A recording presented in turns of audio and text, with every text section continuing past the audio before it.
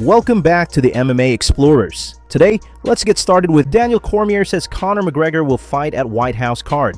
Daniel Cormier believes Conor McGregor's motivation to return to the octagon has less to do with competition and more to do with perception. Speaking on the Good Guy/Bad Guy podcast, Cormier said McGregor understands the doubt surrounding him and that it could push him back into action. Before we continue, make sure to leave a like on this video. To support the channel, let's aim for 1,000 likes. I think the biggest factor in why Conor McGregor will fight is because no one believes him anymore, and some of that shine is starting to wear off. It doesn't have to be a big win, it just has to be a win or a fight that propels him into the spotlight. I think he's coming back, but it's not because he wants to compete. It's because he understands now that people aren't just in on the Conor McGregor business anymore. Sean O'Malley believes Merab Dvalishvili will do to Cory Sandhagen what he did to him. Sean O'Malley shared his thoughts on the upcoming Cory Sandhagen versus Merab Dvalishvili title fight. Sean feels Sandhagen could face the same fate he once did against Merab. Oh God, Cory versus Merab. I'm so curious, dude. I'm so curious how that fight plays out. I'm part of me feel like Merab's gonna go out there and do kind of what he did to me, grab a hold of him, wrestle, takedown, get up, wrestle, takedown, just kind of stay on him. Then part of me is like, God, Cory's hungry. Cory wants it. He's gonna go out there. He's gonna find a way to win. But it's just like, what's Cory's gas tank like? Good too. He's got. He's got a good gas tank. It just depends what style of fight plays out. Like Merab goes and takes him down 3 times, 4 times. Cory tries to wrestle him. Like Merab's gonna, out gas him all day there. Reinier the Ritter says Paulo Costa demanded catchweight bout.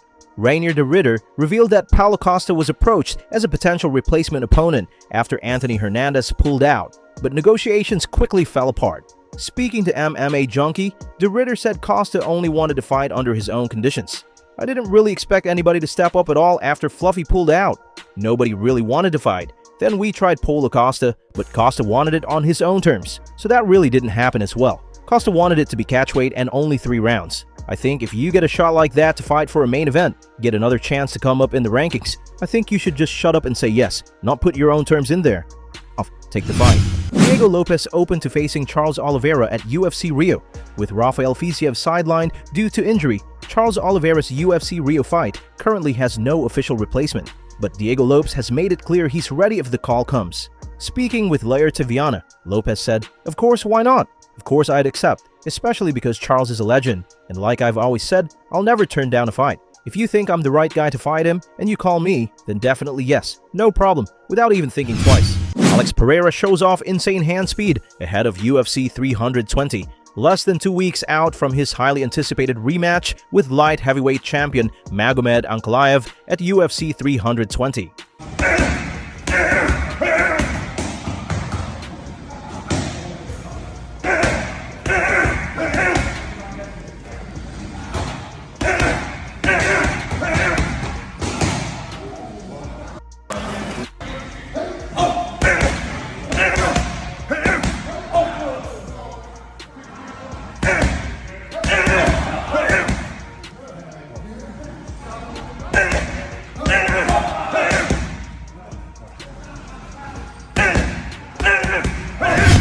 Charles Oliveira hesitant about facing Mateusz Gamrot at UFC Rio. Charles Oliveira admitted he's not too keen on fighting Mateusz Gamrot on short notice at UFC Rio, pointing out the stylistic clash. Gamrot is a good matchup for me in a sense because he's a grappler, but it's completely different from the style I've been training for the last month or two. Gamrot didn't take long to respond. On X, he clapped back.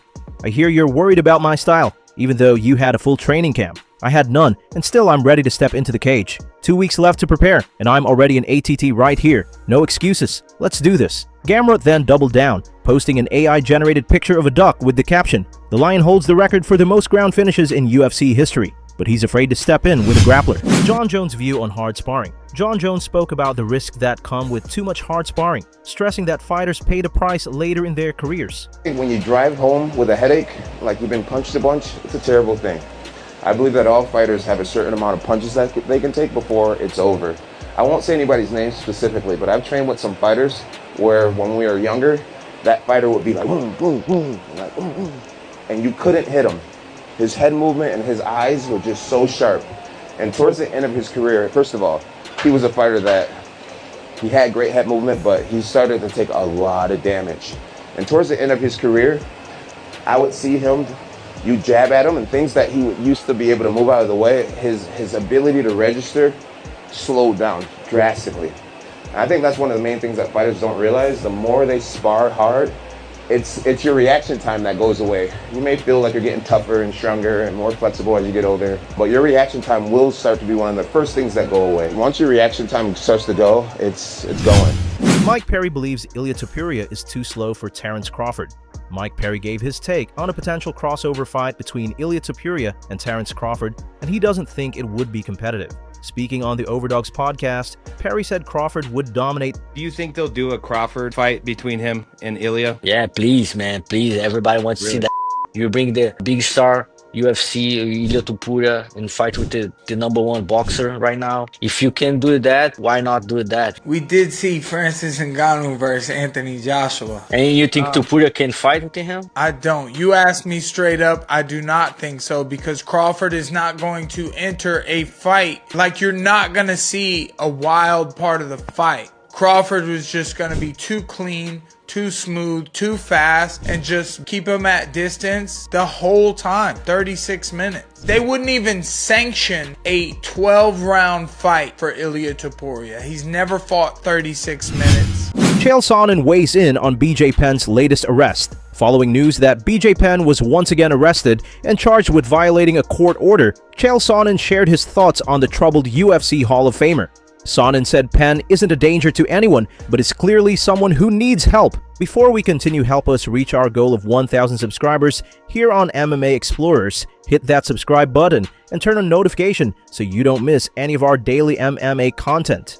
I very strongly believe, and I do want to relay to you, BJ is not dangerous. And that's the #1 thing, because see, that's what the fear is. Even when the family comes in and they're putting a restraining order on him. Let me set the stage for you. BJ says, my family has been killed. My family has been abducted and killed, and imposters have been put in their place. Now, the imposters are motivated to do this because my family is worth a lot of money. So they're coming in, assuming the house, assuming the other properties, assuming the funds, and then ultimately an inheritance and an estate, which they're doing largely to get rid of me. Well, if you truly believed, and he does, that your mother has been killed and somebody else is in her shoes, you could see where a reasonable person, you, are going to think, well, wait a minute, that woman is now in danger. If you kill BJ Penn's mother and BJ Penn finds you, you're going to have a big effing problem. I mean, that would be a very common belief, and I'm trying to tell you, and I'm not positive of how to relay it, or how I'm so comfortably at this conclusion, but that is not the case. He is not upset and looking to avenge